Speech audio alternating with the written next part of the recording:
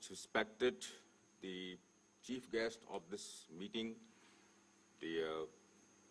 Mr. Girish Pradhan, who is the chairperson of Central Electricity Regulatory Commission of India,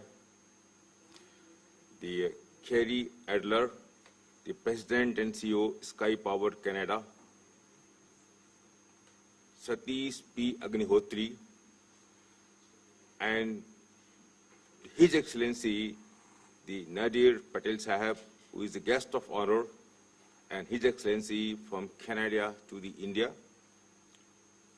Mr. Mitresh Bhikhaji, J.C. Sharma ji, and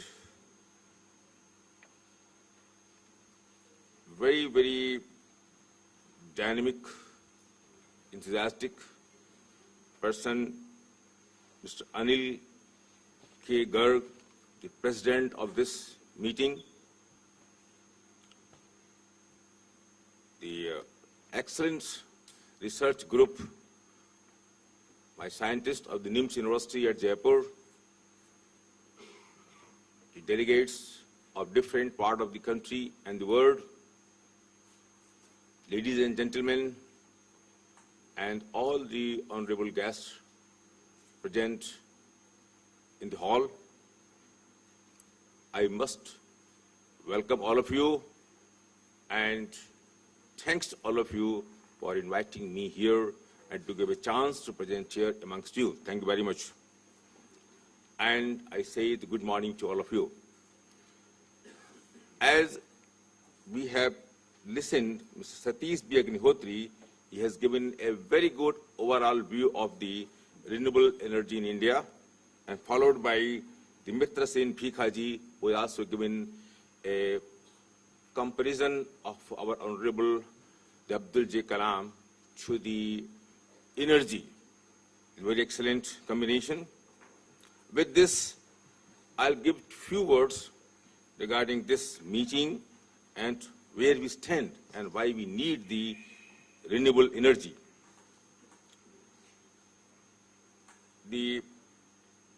This is very pleased that this Congress is being held with so many experts from India and overseas participating. I understand that one of the goals of this conference is to take a fresh look at what we should do and what efforts we should make to prevent further deterioration of global environment, which is foundation of human survival, and to secure a sustainable future. The modern civilization, which utilizes 90% of the fossil fuels for their everyday need, and from this, the 38% as oil, 31% as coal, and 20% natural gas, has been reeling under the problems of population and the threat of depletion of the fossil fuels. The burning fossil fuels liberates and products such as carbon dioxide, carbon monoxide, NO2, NO, SO2, etc., which are extremely harmful to human health as they turn into acids in human lungs, leading to chronic diseases of the lungs and body. On the other hand, India is the fourth largest importer of oil and the sixth largest importer of petroleum products and LNG globally. The increasing use of indigenous renewable resources is expected to reduce India's dependence on expensive imported fossil fuels. The estimated time when fossil fuel will be completely depleted is nearly about 2050 AD. Thus, environmental hazards and assumed complete depletion of the fossil fuels in the future has made it imperative to take essential measures as soon as possible to replace fossil fuel by some economically eco-friendly and cleaner fuels capable of coupling with the global requirements. Ultimately, the world must move away from the use of traditional fuels for most of its energy needs. This solution contrasts with the world's demand of energy, which has always been increasing at an ever-increasing pace due to exponential growth of the world's population and improvement in living standard in terms of transport, local and overseas.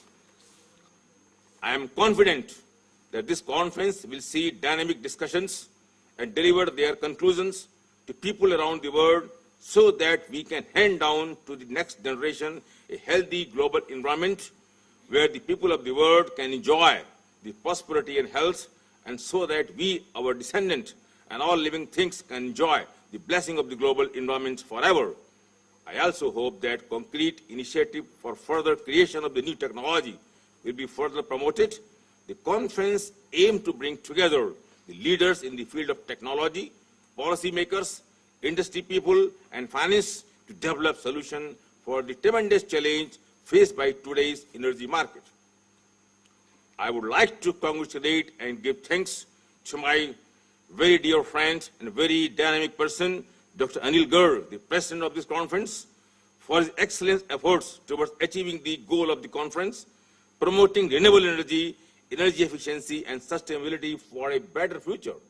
He has made outstanding contribution in the field of not only renewable energy, but also in the petrochemical sector. I sincerely hope that the conference is going to be very fruitful. I'm sure that you all will go back to your institutions, universities, policy-making decisions, and industries by enriching yourself more knowledge and experience.